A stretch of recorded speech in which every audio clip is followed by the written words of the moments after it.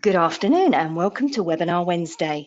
We're excited to have over 230 registered attendees for today's webinar, which is eligible for 1 credit from the ACI. Let's get started by giving one lucky attendee a Webinar Wednesday t-shirt for answering this trivia question. Today's sponsor, Universal Medical, is headquartered in Missouri. Which actor was born in Missouri and known for his roles in Mary Poppins, Chitty Bang Bang, and Night at the Museum? Answer now using the questions feature on your dashboard.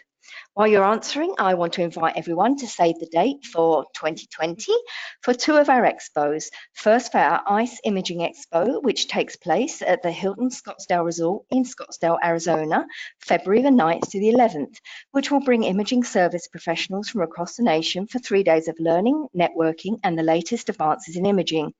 More details can be found at tendice.com, and registration is now open. Also, our Spring MD Expo, which will be taking place at the Hotel Irvine, California from April the 20th to the 22nd, which will bring together HTM professionals from across the nations. More details can be found at mdexposhow.com. Okay, and let's see who the winner of our Webinar Wednesday t-shirt is, and it is Mike Jenkins. Congratulations, Mike. The correct answer, of course, is Dick Van Dyke. Webinar Wednesday would like to thank our sponsor, Universal Medical. Universal Medical has nurtured a business philosophy founded on offering comprehensive nuclear medicine equipment services at a reduced price. Universal Medical's products and services include new and reconditioned nuclear imaging systems, quality parts, excellent equipment service, training courses for healthcare technology managers, camera system moves, technical and clinical support, flexible financing options, and more. For more information, visit uni-med.com. Our presenter today is Craig Snodgrass, National Service Manager from Universal Medical. Craig, you may begin whenever you're ready. Thank you, and welcome to our presentation today. Again, my name is Craig Snodgrass. I've been with Universal Medical for more than 17 years. Both as a field service engineer and as our national service manager. Also with us today is Chuck McLean.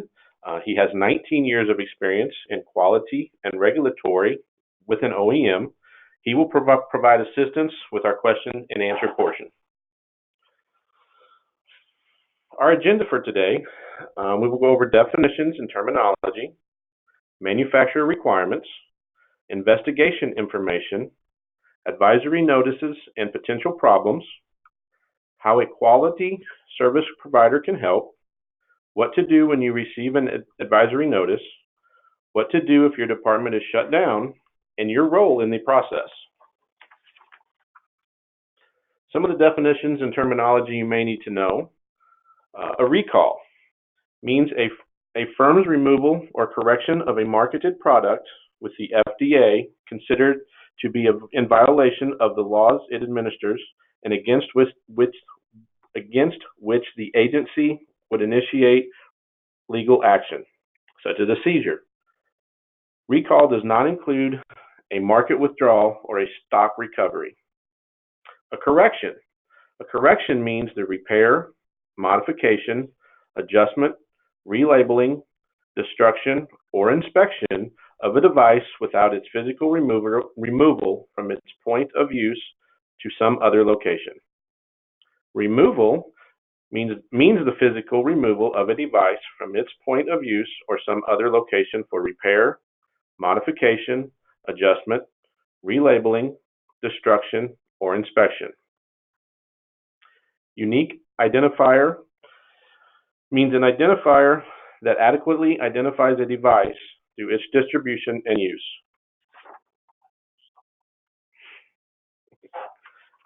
Manufacturer requirements. In accordance with the Code of Federal Regulations, the manufacturer is required to maintain a complaint file, process complaints in a timely manner, evaluate complaints, and determine if it is a reportable incident and maintain records of the complaint. Investigation information requirements. During the investigation process, the manufacturer or distributor is also required to obtain the following: the name, model, or description of the device, the date the complaint was received, the unique identifier, universal product code, and device IDs such as serial numbers or site ID numbers. Of course, the contact info of the complainant, most importantly, the dates, results of the investigation, and the corrective action taken to fix the issue. The manufacturer must reply to the complainant and maintain records of the event.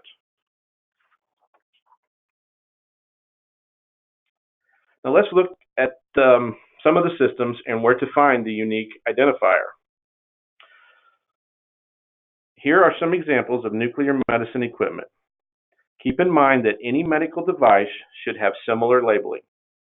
On the Infinia system, the serial number label will be located on the lower left side of the gantry as indicated by the blue arrow. In this example, also indicated by the blue arrow, the CardioMD system serial number is located on the back side of the table. Note that in this example, the year of the manufacturer is embedded in the serial. In this case, the first two digits are the year and the second two digits are the month.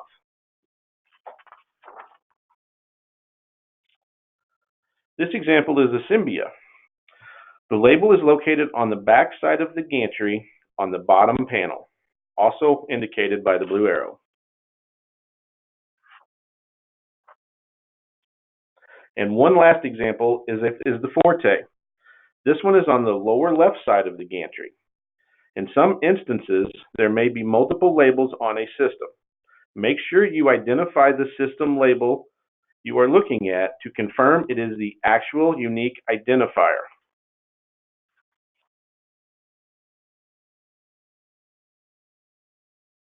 Advisory notices and potential problems. As you know, word spreads quickly when an incident occurs. There is first-hand notification, which is where your facility receives a notice directly from the manufacturer. This notice will provide clear instructions on what action should be taken. In some cases, you may hear of the notice from someone else in the industry, maybe from a colleague or another facility. In this is an example of second-hand notification. You may also receive information from a third-party service provider. They may have or be able to obtain more information about an event if you do not have any information. And then there are rumors. Rumors can serve a purpose of creating awareness of an issue in the industry. Just be sure to get all the facts before taking action. In the event that you hear rumors, your first action should be to contact your service provider. They should be able to obtain accurate information and assist you with reporting your device to the OEM. Many third-party service companies have employees that have worked for the OEMs and have relationships with people in that organization. They are a good point of contact to get the information needed if and when something happens that affects the equipment in your facility.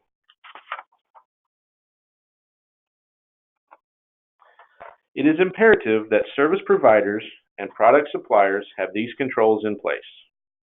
These controls are critical to safeguard patients, users, and service providers against potentially hazardous conditions. Without these controls in place, an organization could be impacted financially and, even worse, cause injury or death. The next slides will briefly describe each of these controls: an advisory notice handling, non-conforming product handling, product hold and release.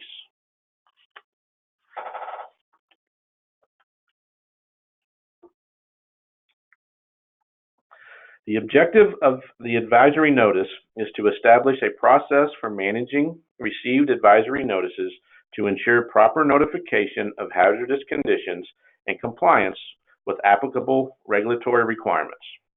The process steps: review the advisory notice. Recipient should determine if the advisory notice is applicable to the equipment currently on site. Acknowledge receipt of notice.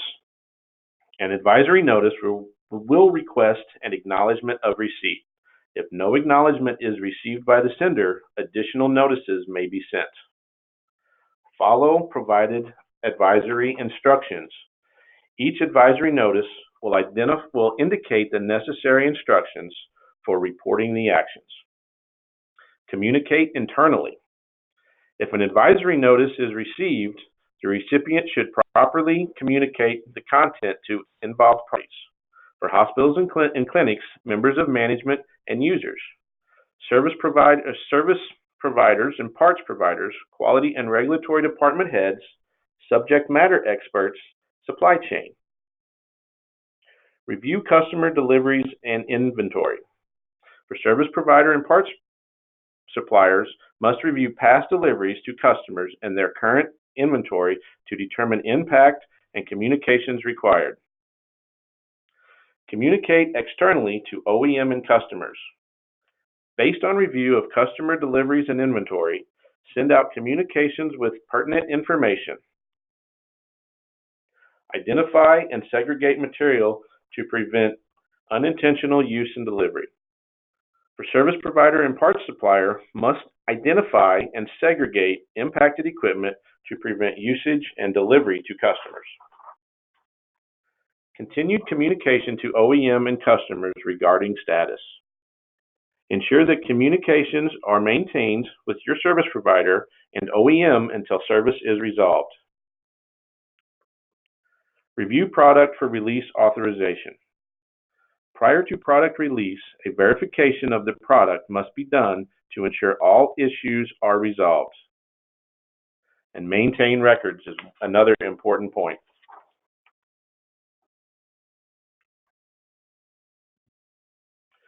For non-conforming product handling.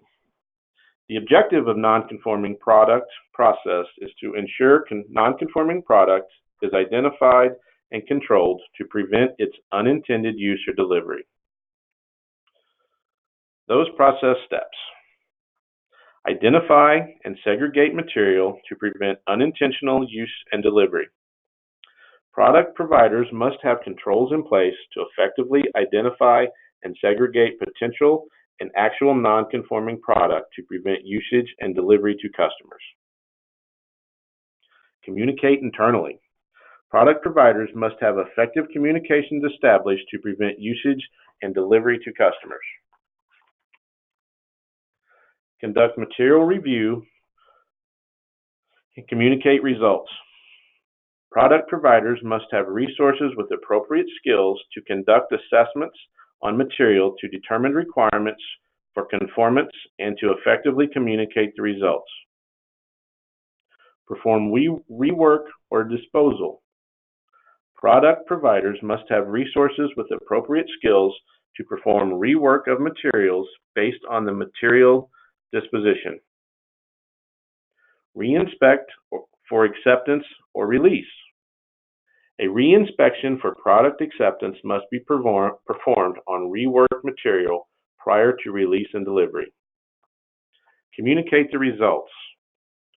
Results of rework and inspection must be communicated to applicable parties.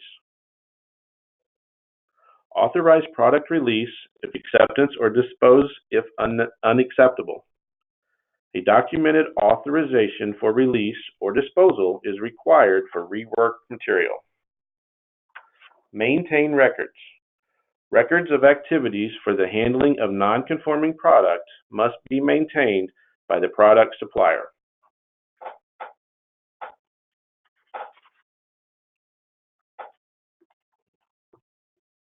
Now let's look at product hold and release. The objective of product hold and release is to block shipment of any product suspected of non-conformance, which includes, but not limited to, safety, quality and regulatory compliance, or potential customer dissatisfaction. These process steps must be followed. Review notification. Review all notifications, verbal or written, regarding suspected non-conforming or actual non-conforming product. Evaluate impacted product. Product providers must have resources with appropriate skills to conduct assessments on material, to determine requirements for conformance, and to determine impact of identified products. Identify product as non-conforming. The affected product will be identified and segregated to prevent usage or delivery to customer. Communicate product hold internally and externally to customer as necessary. Product hold will be communicated to applicable departments internally and any impacted external organization. Perform rework. Product providers must have resources with appropriate skills to perform rework of materials based on the material disposition. Reinspect for acceptance and release. A reinspection for product acceptance must be performed on rework material prior to release and delivery. Continued communication to impacted parties. Product providers need to ensure communications are maintained internally and with any impacted external organizations until issues are resolved. Review product for release authorization. Product will be reviewed and a document approval for release must be done by authorized personnel. And last again is maintain records, which is also highly important.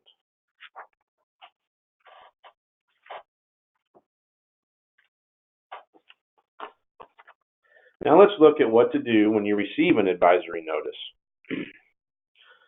When an advisory notice, sometimes called a device correction or even a recall, goes out in the medical world, the method of contact from the OEM is usually a certified letter. This letter explains the issue and gives instructions to the user on how to proceed. Sometimes the user is instructed to use a system in a certain way or not to use for certain studies. Sometimes it's to discontinue use completely. A notice will contain a customer response form that the user must sign, acknowledging that they have read and understand the notice.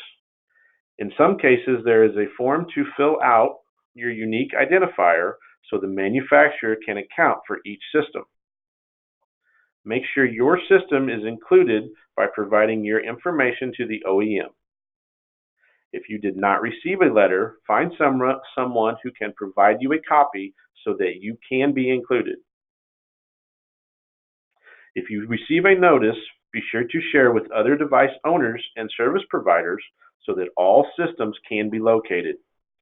It is important for the OEM to know where each of their products are located so they can ensure all installed systems have been identified, located, and fixed. Remember, if you purchase a reconditioned or used system, the OEM may not be aware that a system has been resold and may no longer have visibility to that system. If you no longer have a specific system in your facility, you should notify the OEM that it has been sold and no longer in your possession.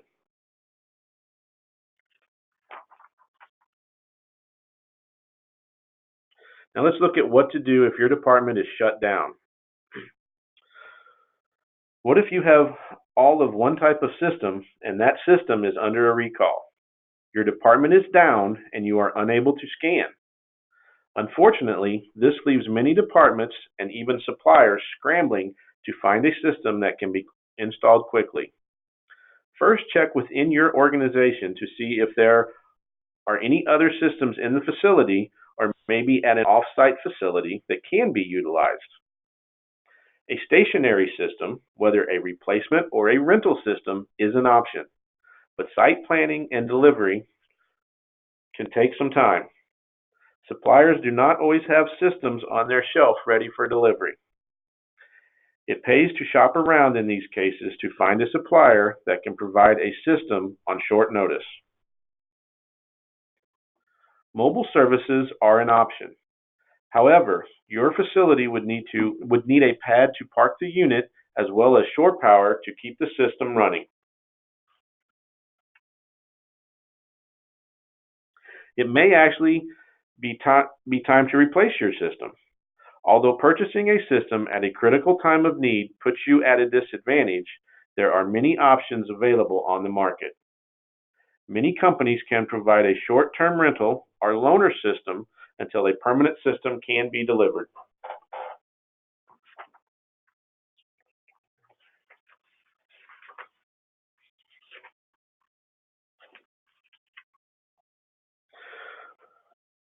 Preventative maintenance will most definitely keep your system in a safe working condition.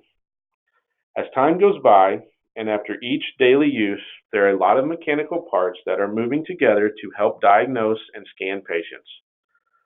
Much like the way we take care of our automobiles and our body, our imaging systems need taken care of as well to be healthy. Always be very thorough while cleaning and greasing of mechanical parts. A part that has not been greased properly or regularly could malfunction enough to the point of breaking and jeopardizing patient safety. Also be sure to check and tighten all bolts to the proper specifications per the OEM's manual. Loose bolts have been the cause of advisory notices in the past. These are just some examples that could result in an advisory notice, which could shut down the department and all systems of that type, and could have been prevented by proper PM and service. We strongly recommend to pick a service provider that will perform service functions to OEM specifications. We also suggest to perform your PMs or service at the OEM recommended intervals. We all know that the OEM pricing is not as competitive, but a service provider with a quality management system will be able to meet the OEM criteria while servicing your system and also be affordable. We also recommend using the newest revision of manuals. There can be a lot of updated information compared to an outdated service manual. Sometimes advisory notices have corrections that are considered in the updated service manuals.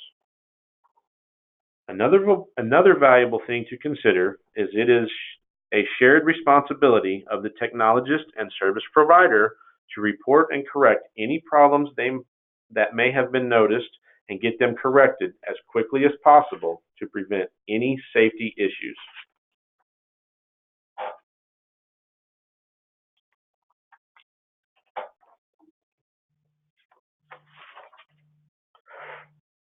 The FDA website is very helpful in finding recall and device safety information. The three listed are very beneficial in researching device safety concerns.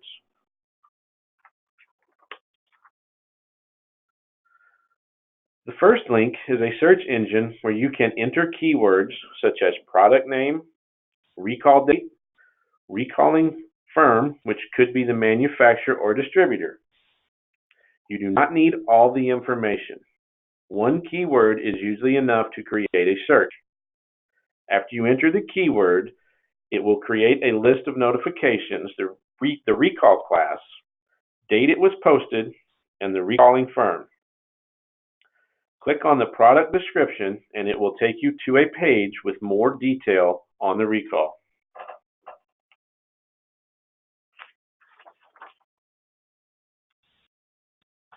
The second link is a current list of safety communications, starting with the most recent date and going back. You can see some of the examples on the screen. We'll give you just a couple minutes to look at a few of those examples.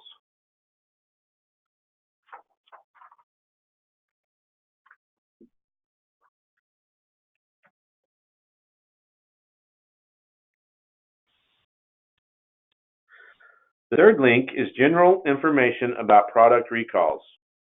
This page goes into further detail about some of the topics we discussed throughout the presentation.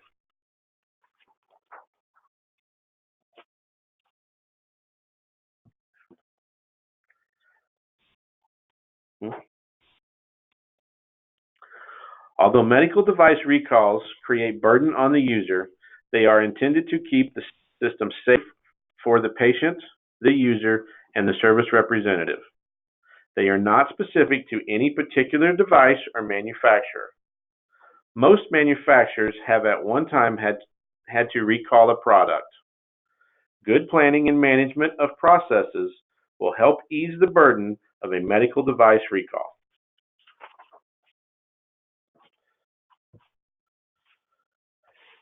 All right, if anybody has any questions they would like to ask, we are available and would like to answer any other things you would like to know.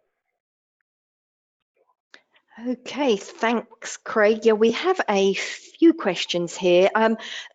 Sorry, the first one is, what should I do with a safety notice if I no longer have the equipment? Yes, so yes, if you receive a safety notice and you don't have the equipment, don't throw it away. So, I mean, like a lot of people, if you think about this, you receive notices like recalls for cars that you used to own. Typically, people just toss them away. But with this, it's imperative that you at least notify the OEM that you no longer have that equipment, or if you know who the equipment was sold to, forward that information to them. Okay. Now, what if my system is under contract with another service provider while it's under an advisory notice? If it's under another provider that's not the OEM, they should be aware of the advisory notice as well, but make sure that they are. That company should be willing to put your contract on hold from the date of the advisory notice, meaning that they wouldn't proceed with the contract, and it would be able then to restart after any repairs to the system were made. That they could then restart your contract from that point going forward. Most providers that are not OEM are not, they're not going to want to touch your system. They're going to want to do no service to it during the time that it's impacted, during the time of the recall, until the OEM provider has been out and repaired the system and turned it back over to use by the facility. Okay, so who can provide assistance with developing processes to ensure that advisory notices are properly handled? Well, you can actually contact a service provider or a consulting firm. They can assist you in developing processes that'll be specific to your organization on how it's structured. You want to make sure that you use a firm that has the proper skills to evaluate your specific needs, and make sure that that they're developing value-added processes to reduce the impact to your organization. Okay, so what records should we maintain, and how long should these records be kept? Well, for medical device records, it's critical that these are maintained. So recommend that all records pertaining to any service that's been provided is maintained at a minimum as long as you own that equipment. Because the more information that that you can provide, like another service provider, the better off that you're going to be on keeping your equipment up and running. So it's going to reduce your downtime by having history of your information. Okay, that's great. Another question is, do generator tests disrupt this system or cause damage due to power fluctuations?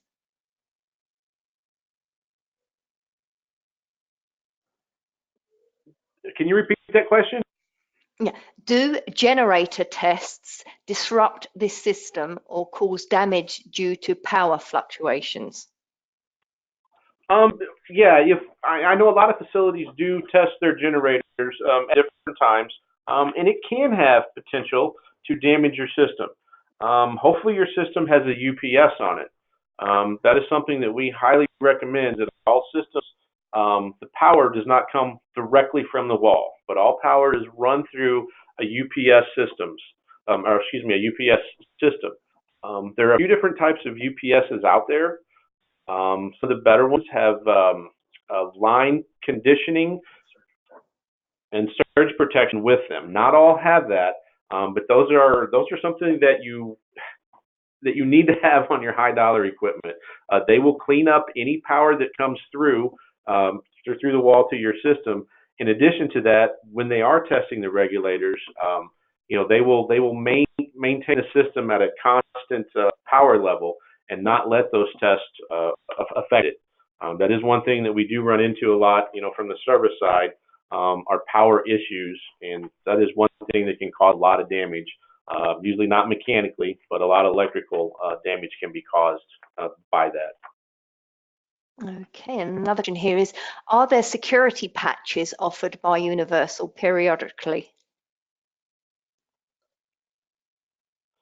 Universal isn't really allowed to provide any service patches. Anything like that would need to come from the OEM.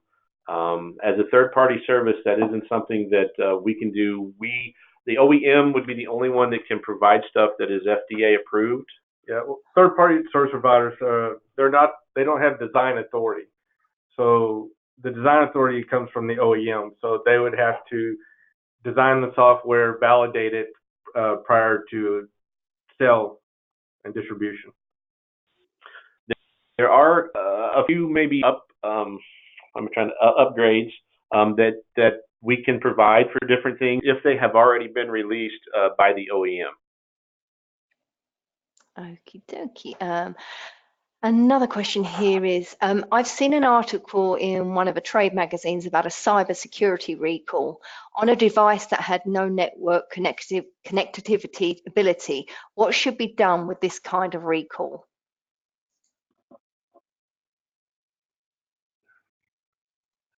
Well, one thing is some of the equipment, depending on what you have, has to run on older, I'm going to use Windows as an example.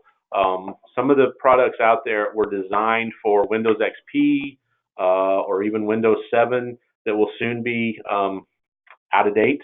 And that's what they were designed on. So unless the OEM redesigns or releases that equipment to run on newer Windows, it has to be ran on what it was designed for. If they're not hooked to the internet and there's no connectivity, there shouldn't be any issues there. That's one of the reasons that you don't want to put some of the equipment online. You want to keep it secure so that there cannot be any viruses or anything like that that will affect your equipment.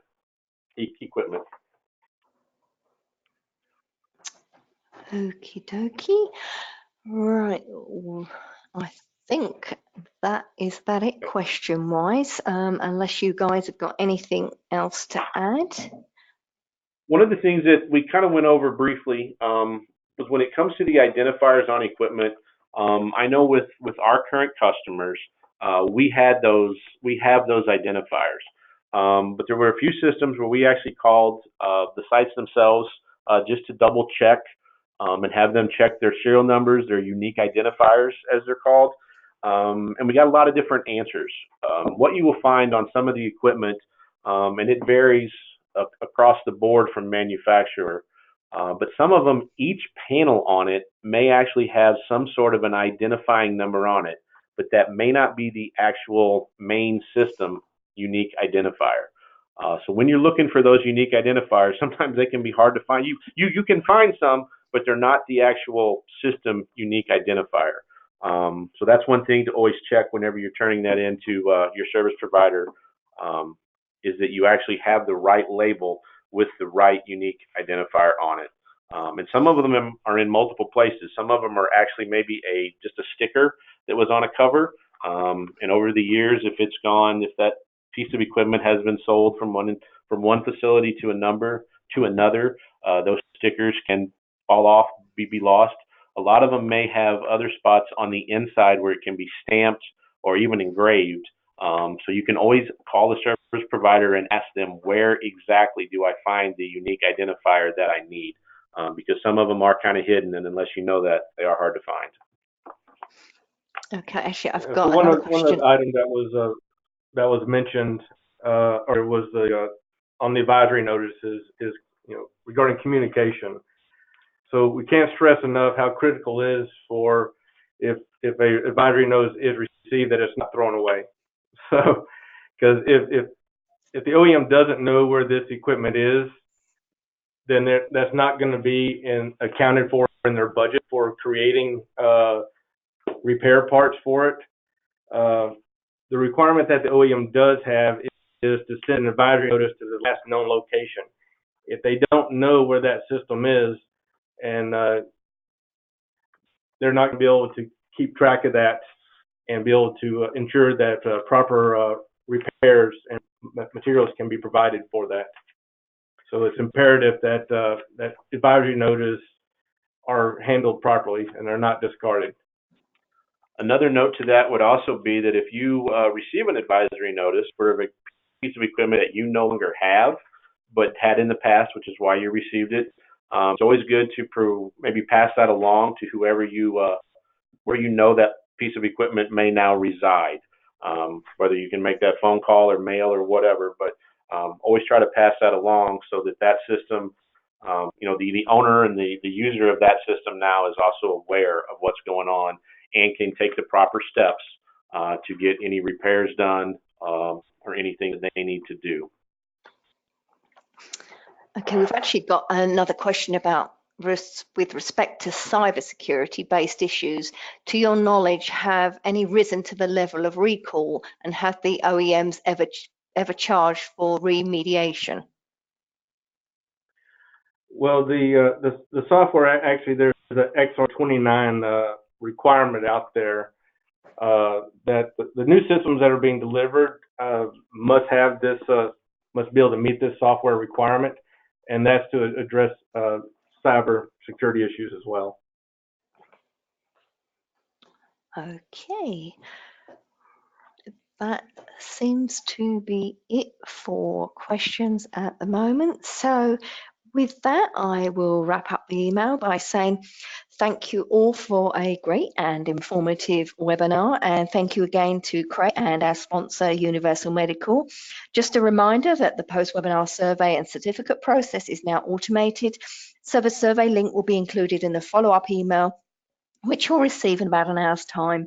Once you've completed the survey, you'll be able to download your certificate immediately. One lucky attendee will win an Amazon gift card for completing the survey. And if you have any questions, please contact us at webinar@mdpublishing.com. For more information about our upcoming webinars, please visit our website, webinarwednesday.live. So thank you once again, guys, for joining us today. Enjoy the rest of your day, and we hope to see you next week.